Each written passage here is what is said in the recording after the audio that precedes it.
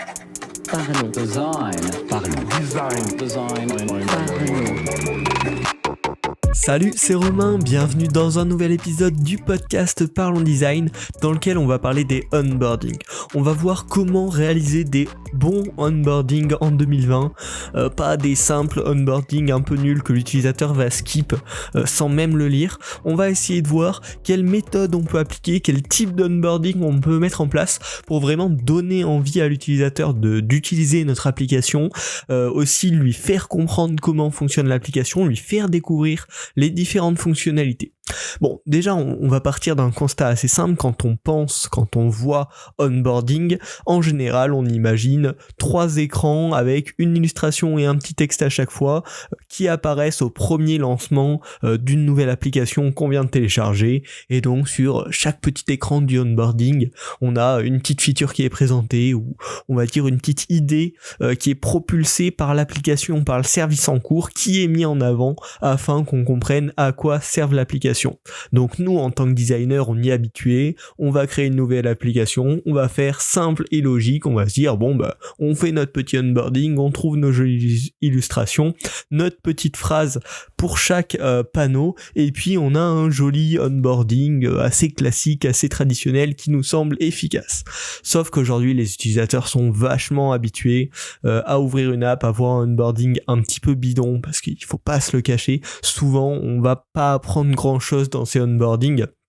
Et du coup l'utilisateur soit va appuyer rapidement sur le bouton suivant pour pouvoir accéder à l'application, soit va directement chercher le bouton passer et accéder à l'application pour gagner du temps et pouvoir commencer à utiliser l'application. Donc finalement le problème de ces onboarding un petit peu trop traditionnels, c'est qu'ils sont généralement pas très intéressants et finalement peu efficaces, parce que comme toutes les choses, on est trop habitué, un petit peu comme le pop-up des cookies, on va accepter sans même lire, sans même comprendre ce qui est écrit, juste parce que nous on a téléchargé l'application dans le cas d'un onboarding pour pouvoir utiliser ces fonctionnalités, pas pour qu'on nous réexplique à quoi ça sert très globalement.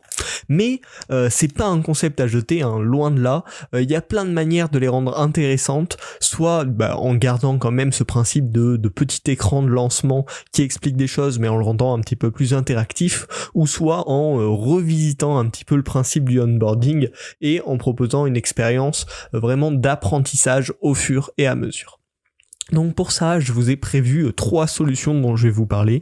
Bien sûr, c'est loin d'être les seules, bien sûr, elles sont loin d'être parfaites, mais c'est déjà pour vous proposer des premières pistes quand vous allez créer vos prochains onboarding, et ne pas rester directement coincé dans l'idée de base qu'on va avoir, c'est de faire des écrans simples, mais voir un petit peu plus loin et rechercher s'il n'y a pas de meilleure façon de présenter votre application, d'introduire le nouvel utilisateur. Donc chacun de ces types de onboarding dont je vais te parler va s'adapter à un objectif. Le premier type dont je vais te parler, c'est le onboarding basique vivant. L'idée dans ce type de onboarding, ça va être d'affirmer l'image de marque. L'utilisateur en général sait déjà pourquoi il a téléchargé l'application, donc on va lui montrer pourquoi on est différent, comment on est différent, avec en général une image de marque. Donc on va garder ce principe de système de petits panneaux, une étape par étape, en rajoutant de l'animation, de l'interaction, de la vie dans la présentation de ces éléments, pour montrer que c'est une application bien travaillée, qui a cet avantage d'être bien finie, bien pensée jusqu'à la fin, et mettre en avant la qualité de réalisation finalement du projet pour le différencier. Et on peut également imaginer qu'au lieu d'un simple bouton suivant, on rajoute des interactions diverses, faire des mini-jeux ou une espèce de cinématique où on doit taper à plusieurs endroits pour avancer, pour progresser dans cette découverte de l'application. Ça, c'est un type de onboarding qui peut très bien s'appliquer sur un jeu tout simplement. On va lui faire tester presque le jeu dans une petite présentation où du coup il va y avoir un peu d'interaction, un peu de vie là-dedans, ou dans un cadre d'une application un petit peu scénarisée, où il y a vraiment une progression, où c'est un petit peu une histoire, où on va pouvoir se la jouer sous forme de cinématique un petit peu, avec une première animation qui apporte un certain contenu, on doit interagir d'une certaine manière pour faire progresser, et avoir un petit peu, pas ce côté tout droit où ça se suit, ça se continue de manière très linéaire, mais avoir un petit peu plus ce côté découverte, assez dur à exprimer par les mots comme ça, mais vraiment le côté où on va vivre une petite expérience dès le onboarding avec un peu de vie et un peu de surprise finalement. Ça, c'est ce qui va être important. Donc ça va pouvoir très bien s'appliquer sur une application pour les enfants qui est très ludique en général, sur une application avec un contenu très scénarisé, ou bien sûr sur un jeu. Le second type de onboarding dont on va parler, c'est peut-être le moins passionnant en soi, mais celui qui va être un peu nécessaire, ce que j'appelle moi le onboarding de configuration. Ça va être pour une application où dès le début, pour la moindre utilisation, il y a besoin de certaines autorisations ou de certaines informations de l'utilisateur. Par exemple, pour une application qui a besoin de la géolocalisation parce que c'est son cœur d'action, une application où on a besoin de vérifier l'âge de l'utilisateur ou l'identité de l'utilisateur avant qu'il puisse y accéder. Voilà, vraiment c'est des cas qui sont pas majoritaires mais qui font partie d'une partie des applications, et donc on a vraiment besoin, c'est nécessaire de demander ces autorisations. Donc ce qu'il va falloir faire là, dans ce cas-là, c'est de présenter un avantage, de présenter une utilité, de présenter comment ça va rendre la vie de l'utilisateur plus simple, et ensuite de lui demander l'information, l'autorisation. Il va vraiment pas falloir, comme beaucoup d'apps le font, au premier lancement de l'application, sans même que l'utilisateur n'ait rien fait, on lui demande l'accès aux notifications, l'accès au GPS, l'accès à plein de trucs comme ça qui font partie de la vie privée de l'utilisateur sans explication. Dans ce cas-là, on va rester sur un système de onboarding en général plus classique, peu animé, peu scénarisé, mais on va devoir bien expliquer à chaque fois en quoi on va simplifier la vie de l'utilisateur, pourquoi on a besoin de ça, et ensuite lui demander l'autorisation. Donc ça va pouvoir prendre plusieurs formes. Ça peut être un espèce de formulaire étape par étape, comme on pourrait faire sur le web pour simplifier une expérience. Donc on va dire voilà ce qu'on peut vous apporter, comment vous appelez-vous, comment on peut simplifier votre vie en vous envoyant des rappels intelligents, est-ce qu'on peut accéder à votre position, etc. Et ça peut aussi être fait d'une manière qui me semble pour moi la plus intéressante, s'il y a un petit principe de niveau, un petit principe de récompense dans votre application, c'est de la créer sous forme de défi. C'est-à-dire que l'entrée dans l'application va vous rapporter des points, va vous rapporter un petit trophée pour motiver finalement l'utilisateur à déjà commencer l'initialisation de votre application, et en plus à directement entrer dans le principe de l'application, d'être récompensé et de déjà faire partie finalement de la communauté.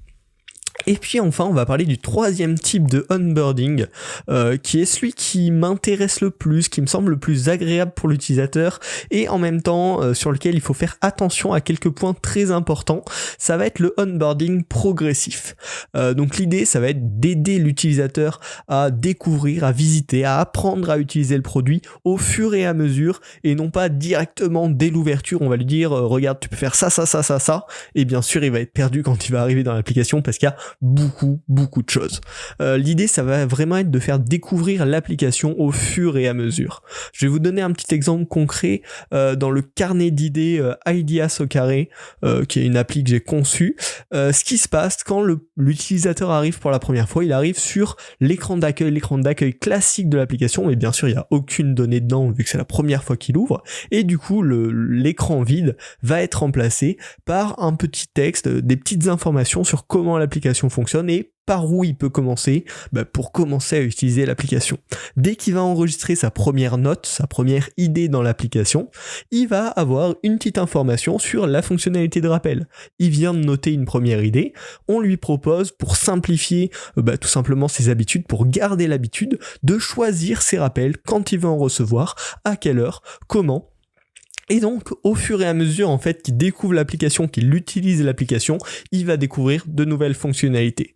Là, c'est relativement simple, mais ça s'étend même un peu plus tard à la vente, c'est-à-dire au moment où il va avoir atteint une certaine quantité d'idées enregistrées dans l'application, on va lui dire, tu peux débloquer de nouvelles fonctionnalités avec le mode premium. Et finalement, ça va être un onboarding progressif. Il n'est pas obligé d'être fait dès la première visite sur l'application. Il peut y avoir une première partie faite lors de la première visite, puis une deuxième partie faite plus tard après un certain breakpoint, plus ou moins, après une certaine étape, un nombre d'ouvertures, l'utilisation d'une certaine feature qui propose du coup l'accès à une autre feature encore plus professionnelle, on va dire.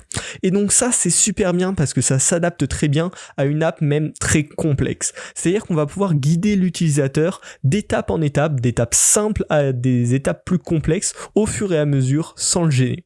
Et voilà, ce qui va être très important quand on réalise ce type de onboarding progressif, c'est de définir les bons moments clés pour présenter une nouvelle feature. Si on présente tout dès le début, ça va être catastrophique, l'utilisateur va être complètement perdu, alors que si on présente chaque feature au bon moment par rapport à l'expérience de l'utilisateur avec le produit, il va vraiment se sentir bien, se sentir comme chez lui, et comme s'il découvrait la vie un petit peu au fur et à mesure avec de nouvelles choses au fil du temps. Par contre, ce qu'il faut faire attention quand on réalise ce type de onboarding progressif, c'est de ne pas bloquer l'utilisateur trop longtemps dans un flux de onboarding. Ça arrive souvent avec des applications très complexes où la première fois où on va ouvrir l'application, on va avoir un truc étape par étape comme ça qui va nous dire avec ce bouton tu peux faire ça, avec ce bouton tu peux faire ci, et ça va durer super longtemps. L'utilisateur va avoir du mal à le quitter alors qu'il voulait peut-être tout simplement utiliser une feature basique.